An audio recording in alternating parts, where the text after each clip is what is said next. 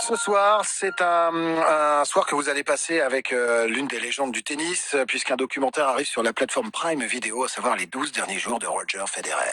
Finally, to the game of tennis, I love you and will never leave you. Un documentaire qui retrace donc ces 12 derniers jours en carrière, un sportif exceptionnel. Certains disent le GOAT, le plus grand sportif de tous les temps. Ce soir, on a choisi l'arrivée de ce doc sur la plateforme Prime Video. On est le 15 septembre 2022. C'est la Lever Cup à Londres et Federer fait son dernier match, plein d'émotions évidemment. On écoute un petit bout de Federer quand même. I've played more than 1,500 matches over 24 years. Tennis has treated me more generously than I ever would have dreamt.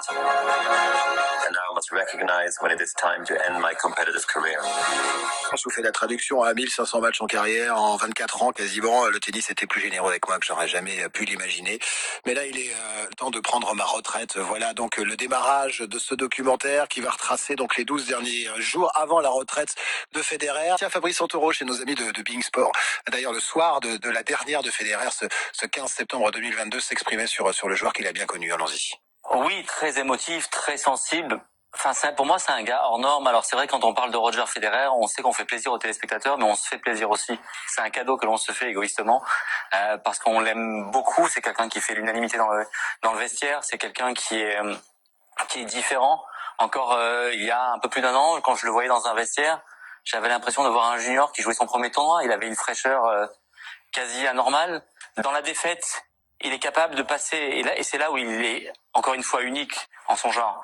Il est capable très vite de passer à autre chose. Ouais, mais il est passé à autre chose définitivement là depuis 2 ans maintenant. Bonsoir, bonjour Charles. Bonsoir. Federer, vous connaissez bien vous, je crois, Charles. Un petit peu de près, oui. J'ai eu la chance pendant pas mal d'années en fait de travailler pour la Fédération française de tennis, notamment sur Roland-Garros. D'accord. Et j'ai eu la chance effectivement de pouvoir le voir vraiment, c'est-à-dire en dehors du court aussi.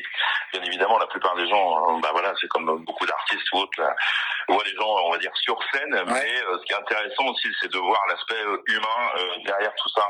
Et effectivement, c'est quelqu'un qui était toujours attentionné, que ce soit avec les ramasseurs, les techniciens ou autres, les agents d'entretien du cours, des cours, etc.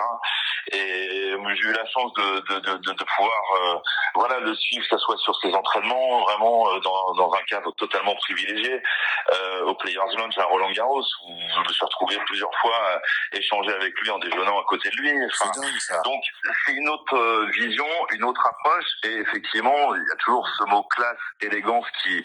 C'est ce que j'allais dire, la classe, c'est ce que dit Lilian sur le Facebook de France Bleu. Très récurrent. Voilà, et pour moi, c'est un bon résumé, que ça soit en tant qu'être humain et même dans son jeu. Son jeu était aussi élégant. Moi qui ai pas mal pratiqué le tennis aussi, il avait un jeu qui était exceptionnel, qui faisait rêver, qui était très très varié. C'était un jeu d'attaquant aussi, contrairement à un Nadal qui est un tueur en fond de cours, on va dire, sans résumer son jeu à ça. Federer a varié énormément, faisait beaucoup de montées au filet, etc. Donc il y avait un côté un peu plus chaud aussi, spectacle, quelque part. Voilà. Mais on y pense à quelques jours de Wimbledon qui va commencer, c'était son jardin, Federer. Je pense qu'il y sera évidemment cette année. Il y a ce documentaire qui revient sur ces 12 derniers jours en carrière où il y a eu beaucoup de larmes le soir avec Nadal, avec Djokovic, tout le monde pleurait.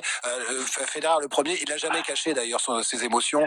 Aussi bien il pouvait être froid sur le court qu'une fois que c'était fini, il se lâchait. Il était comme ça, c'est-à-dire qu'il pouvait vraiment être très sensible à une histoire qu'il allait entendre d'une personne dans sa journée par rapport qui est pas spécialement bien ou autre, et en réponse il avait toujours un petit mot sympa, un regard, il le faisait naturellement, il se forçait pas en fait, hein. C'est ce qui était assez incroyable. Autant la plupart des joueurs sont un peu dans leur bulle, on peut comprendre ça aussi, mais lui il avait besoin de se nourrir aussi des gens qui étaient autour de lui. Il avait besoin de sentir que l'entourage dans l'instant T se sentait bien, et je pense que ça faisait partie aussi de sa condition quelque part pour être bien aussi sur le court. C'est ce qu'il dit dans le documentaire. Il dit j'ai jamais changé et je suis content parce que je suis resté la même personne que j'étais quand j'étais jeune. Un peu de ma génération, que ce soit effectivement notamment Fabrice Santoro, Arnaud Clément, tout ça, qui le connaissaient bien. Donc j'ai eu la chance aussi de le côtoyer grâce à des joueurs qui étaient copains avec lui aussi à plusieurs reprises.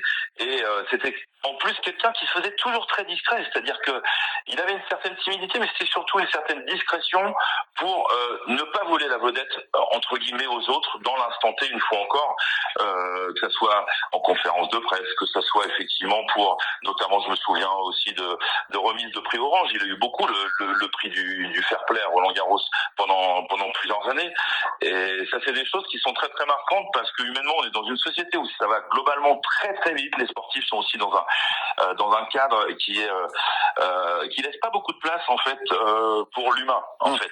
Tout lui représentait ça. Ouais. On rentre, etc. Et lui prenait toujours le temps, et que ce soit pour le public, comme je le disais, pour les gens autour, etc. Et c'est ce qui était aussi fascinant. Voilà. Et ça, merci en tout cas. On le ressentait. Voilà, en dehors de son jeu. S'il nous écoute, on va lui envoyer la pige, ça va lui faire plaisir. En tout cas. Donc, effectivement, mais oui, beaucoup de larmes. C'est sûr que oui, sa fin de carrière a été très dure parce que voilà, c'était un vrai passionné, et puis c'était quelqu'un qui aimait, qui était beaucoup dans le partage aussi, en résumé en fait. Exactement. Je pense qu'il y a tout ça dans ce documentaire, les 12 derniers jours de Federer. C'est à voir sur Prime Video. C'est sorti aujourd'hui. Ça crée un petit peu l'événement. Merci Charles, en tout cas, d'avoir pris du temps pour nous. Avec grand plaisir. Charles, merci. Et à ce soir devant la télé, alors les amis. Salut, à bientôt. Au revoir.